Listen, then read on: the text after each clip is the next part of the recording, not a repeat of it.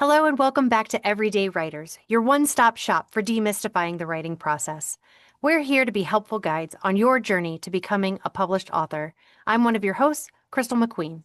I'm your other host, Jordan S. Keller, and thank you so much for being with us on today's episode.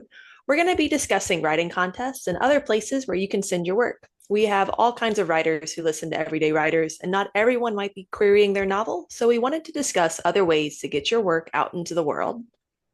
Yep. So the first thing we're going to just talk about is getting the importance of getting your work out there. Writing credits always help. It helps build up your writing resume and your bio. It also gives you practice and maybe even a little relief from writing that novel. There's a bunch of places you can submit short stories to. I personally use Duotrope. There's a free version of it, or you can pay the $5 a month to to learn about all kinds of different magazines. You can filter on genre, word count. You can look at magazines that pay, don't pay, how mature they are.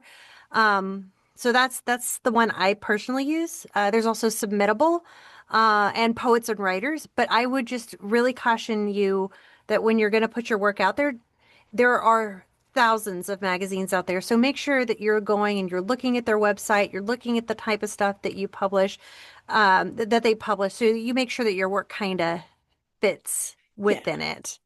So When you were submitting all of your short stories and stuff, did you have like an Excel sheet similar to your query sheet of how you tracked all your data and everything?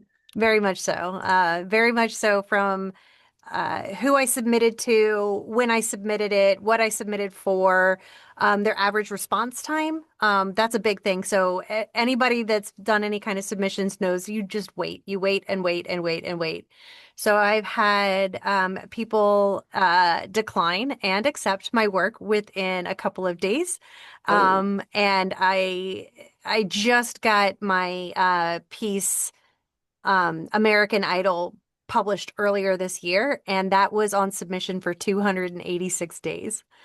I would have forgotten all about it. Pretty much I did. And they were like, "Congratulations, we're gonna publish you." And I was like, "Oh, yay." Yay. So the opposite of pre-writing a short story and then finding a home for it through magazine submissions and short story submissions is a different avenue through writing contests where you'll be presented at a contest and you'll have to write to that specificity. So it's a very unique challenge in keeping your writing outside of the box and learning new genres and styles.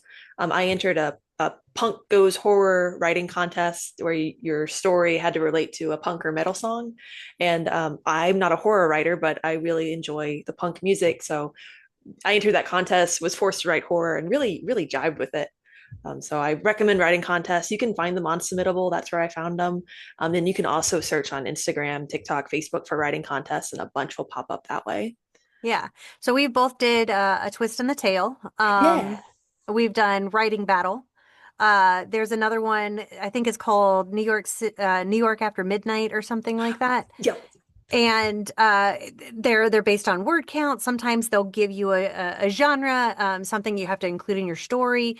And, like I've gotten some of those pieces published, and then some of them I haven't even bothered to submit. It was just something that forced me to write that I really enjoyed doing. So, like Jordan said, you can find these contests anywhere, but the point of it is not to necessarily have like, awards when you submit to query, but it's really to just keep you writing and keep, Mhm. using your skills and learning new skills. So that's why we recommend these contests. They're not very expensive. Some are free. Yeah. Um, I just entered a free one, and I think it might be my best short story yet.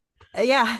I did a short story for one of these, and it's actually inspired an entire novel. So, like Do I know this one? yeah. Remember the dryer? Oh my gosh! Yeah, yeah, yeah. That Debo. that came out of this, and so my next novel that I will be working on while I'm shopping my current novel is based on, it was inspired by that story. Yeah. So Yeah. How cool.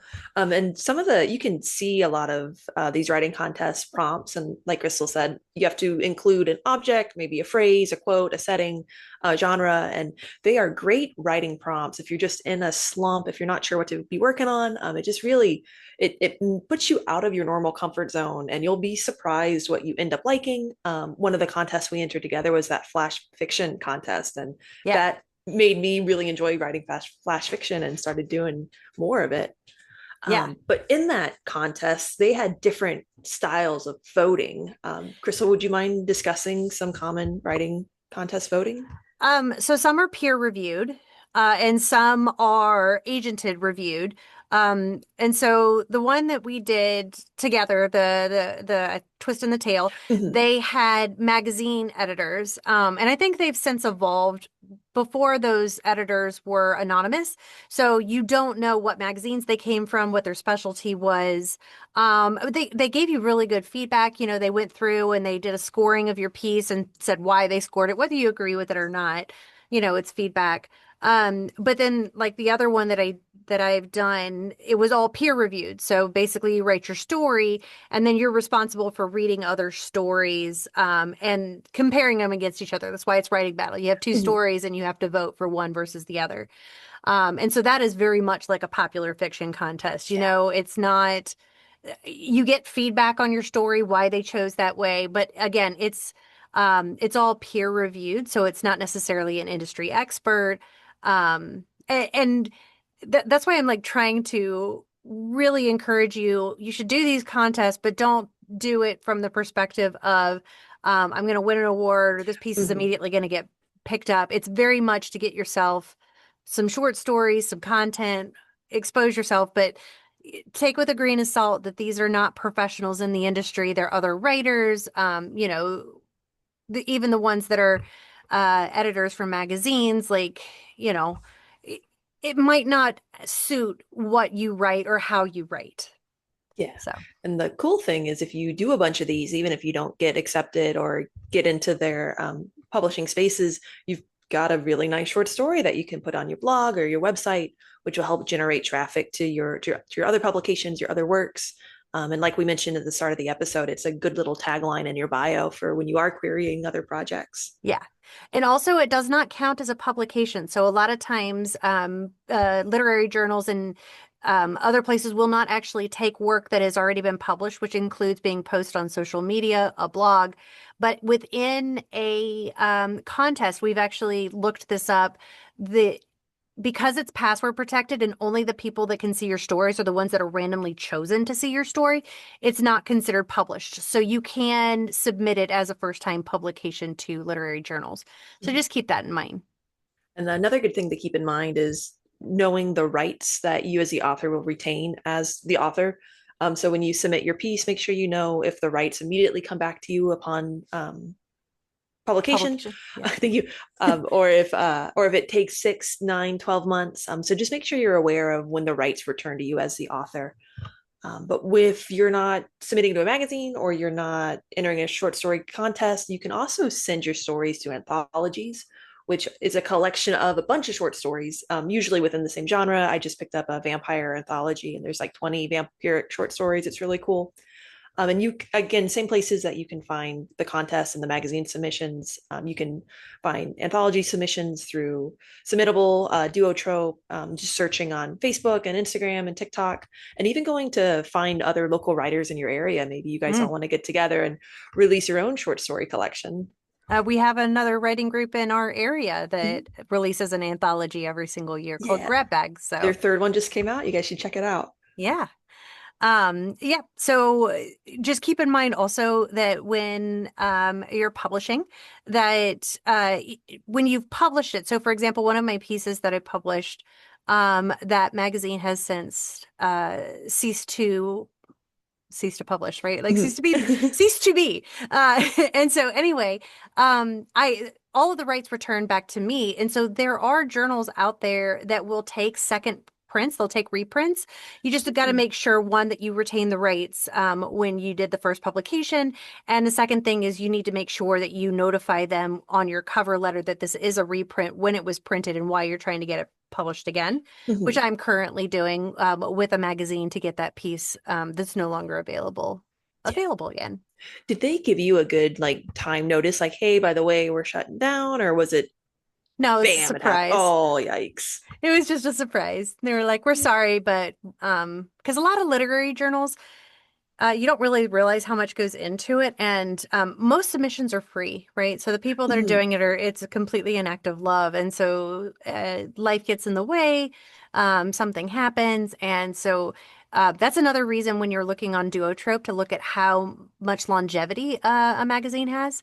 So this is very early in my writing career, and I published with a magazine that only had 3 issues out, and so by their 6th issue, they shut down, and so Oh, just it's things you learn. It's just mhm. things you learn. You're like, oh, maybe I shouldn't have done that.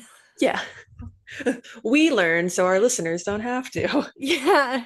It's very important for you to check out your magazine, see what they published, and see how long they've been around. Mhm. Another magazine that just popped in my head that we should have mentioned earlier is the Asimov science fiction short story collections. They Oh my have, gosh. yeah, yeah. So if you write science fiction, speculative fiction, any type of cool sci-fi, you should check them out and see what they're wanting. See Just if they keep would in mind to get in mind there. that they're very difficult to get Yeah, into. They, I think, because I tried getting published in yeah. Asimov's, and I'm pretty sure they have a less than 1% acceptance rate. Oh, I think I skimmed over that in the FAQs on their site. Yeah. So, I mean, everybody should have a dream publication and be Mhm. like, one day I'm going to be in this magazine. And like, for me, I would love to be published by Tor, right? Like, that's my dream Mhm. publisher. Whether or not I ever actually get that, who knows? But anyway, everybody needs a goal to strive for. Yeah. So that's all the time that we have for this episode of Everyday Writers, making it a little shorter than the last one. Uh, thank you so much for letting us be a part of your journey. And just remember, there's more than one way to get your work out there. Writing challenges can help you explore your talents and discover new loves for your craft. And don't be afraid to put yourself out there, share your work, and be patient and persistent because there's a lot of no's in the short story submissions, much like novel submissions. And don't forget, join us next time where we're going to be discussing how to infuse your book with tension. If you loved what you hear on Everyday Writers, don't forget to click that subscribe button down below and make sure you're following Crystal and I on Facebook and TikTok and Instagram to keep up with our writing journeys and updates on Everyday Writers. And don't forget, every day is a good day to write. See you next time. Bye.